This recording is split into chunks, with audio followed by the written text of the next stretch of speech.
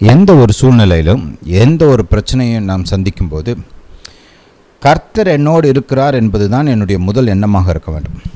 அதுதான் என்னுடைய இருதயத்தின் மத்தியில் இருக்கிற எண்ணமாக இருக்க வேண்டும்.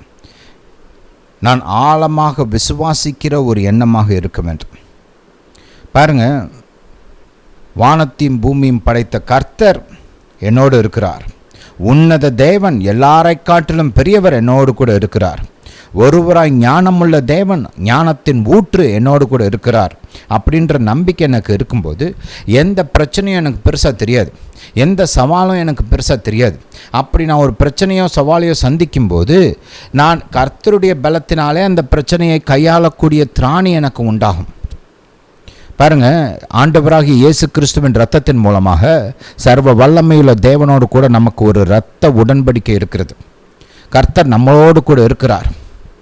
யோசேப்பை அவனுடைய சகோதரர்கள் விற்று போட்ட போது அவங்க அப்பா கூட இல்லை. ஏன்னா அப்பா பிள்ளை செத்துட்டான்னு நினச்சிட்டு இருக்காரு. அன்னைங்க போய் சொல்லிடுறாங்க இல்லையா, ரைட்? அன்னைங்க வேணான்னு சொல்லி தான் விற்று போயிட்டாங்க. இப்போ பேசிக்காக ஒரு அனாதையை போல தான் இருக்கிறான், யாரும் இல்லை இல்லையா? அதுவும் வெளிநாட்டில் அடிமையாக வேறு இருக்கிறான்.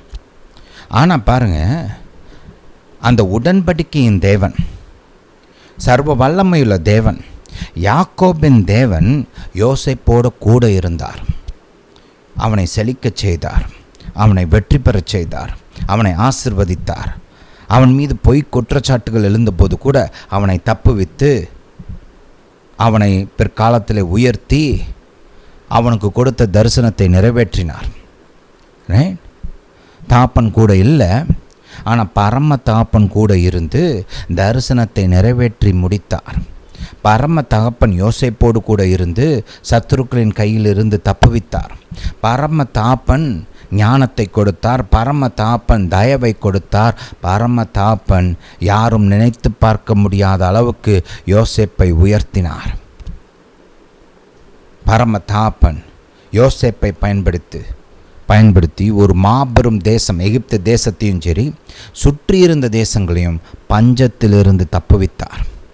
அந்த ஒரு மனுஷன் கர்த்தரோடு இணைந்து செயல்படாமல் இருந்திருந்தால் அந்த தேசங்கள்லாம் பஞ்சத்துக்கு பலியாயிருக்கும். ஏன்னா 7 வருஷ பஞ்சம், தொடர்ச்சியாக 7 வருஷ பஞ்சம், யாரும் அதை மேற்கொள்ள முடியாது. பாருங்கள், ஒரு 3 வருஷத்துலேயே எல்லாம் காலியாயிருச்சு, பணம் எல்லாமே. கர்த்தர் யோசேப்போடு இருந்ததுனால அவர்களும் தப்பித்தார்கள். ஹல்லேலூயா டு ஜீசஸ்.